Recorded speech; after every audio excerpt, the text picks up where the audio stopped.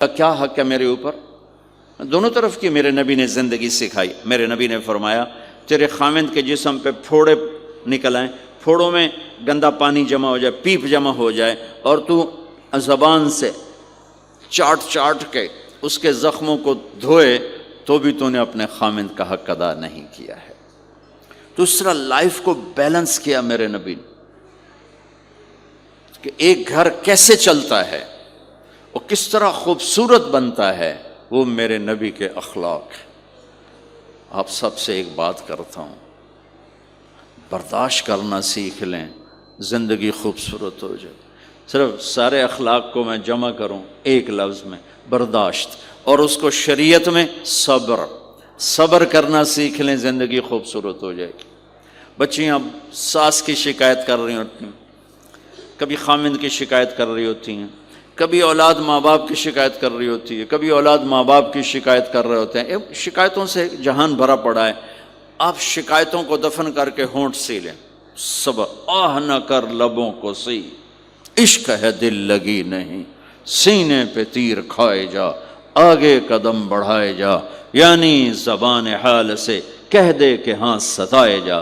جو ستاتا ہے چپ ہو جاؤ، جو ستاتا ہے چپ ہو جاؤ۔ اللہ کی قسم آپ ایسی طاقت بنو گے کہ پہاڑ بھی راستہ دیں گے۔ سب سے مشکل رشتہ خامند اور بیوی ہے۔ سینکڑوں آیات اس کے لیے اللہ نے اتاری، ماں باپ کے لیے چند آیات، اولاد کے لیے چند آیات، بہن بھائیوں کے لیے چند آیات ہیں، خامند اور بیوی کے لیے قرآن پڑا ہے، پوری سورت اتاری ہے، اور سینکڑوں آیات اتاری۔ چونکہ ایک اس رشتے کی اہمیت، ایک اس کی نزاکت اور کمزوری کہ کوئی رشتہ ٹوٹتا نہیں سوائے خامد اور بیوی کے۔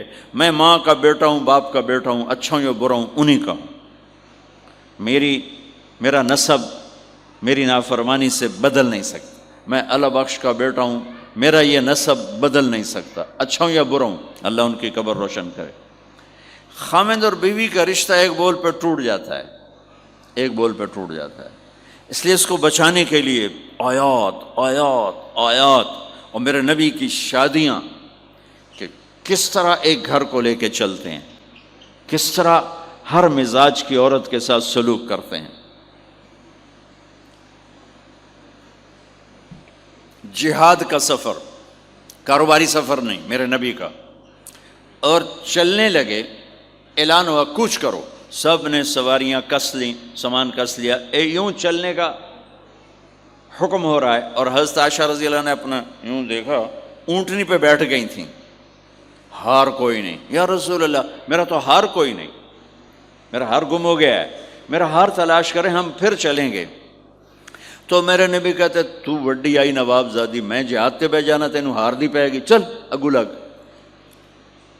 میرے نبی نے کہا چلو بھائی عائشہ کا ہار تلاش کرو۔ اللہ کی قسم میں جب یہ واقعات پڑھتا ہوں یا سناتا ہوں، میں خود حیرت میں ڈوبا ہوتا ہوں کہ کیا کر دیا میرے نبی نے۔ جہاد کا سفر، اور میرے نبی کا ہار تلاش کرو بھائی، اب سارے ہار تلاش کر رہے ہیں۔ کچھ دن چھپ گیا اور ہار کی تلاش تو بند ہو گئی، اور سفر بھی بند، چونکہ اندھیرے میں کہاں جائیں گے۔ اور آپ کے ماتھے پہ شکن، عائشہ تیری وجہ سے ساری مصیبتیں، اللہ دے بندی تو ہار دے مگر پہ گئی، کیڑی گل ہے ہار دی؟ ایک لفظ نہیں فرمایا، سارے قافلے نے قیام کیا۔ عشاء تک تو پانی تھا، وضو کا پانی ختم ہو گیا، عشاء مغرب عشاء پڑی کٹھی تو پانی ختم ہو گیا۔ اب پانی ختم ہو گیا تو فجر کی نماز آ رہی ہے، پانی کوئی نہیں ہے، تو سارے صحابہ نے ابو بکر پہ چڑھائی کی، ویکھے تیری دھی دے مگر ساڑے نال کی بنی، ہوں اسی نماز کی میں پڑھنی ہے، پانی تو ہے نہیں، تو وضو کی میں کرنا ہے۔ اب ابو بکر کو غصہ چڑھا، ایک دم، وہ تو باپ تھے، وہ گھس گئے خیمے میں۔ آگے دیکھا تو اللہ کے نبی اماں عائشہ کی گود میں سر رکھ کے سوئے ہوئے تھے، اور اماں جی ایسے بیٹھی تھی، آپ کو سارا دیکھ رہی ہوں۔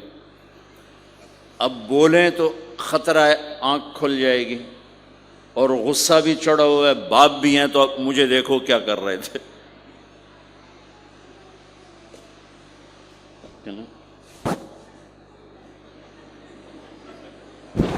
تیرے جو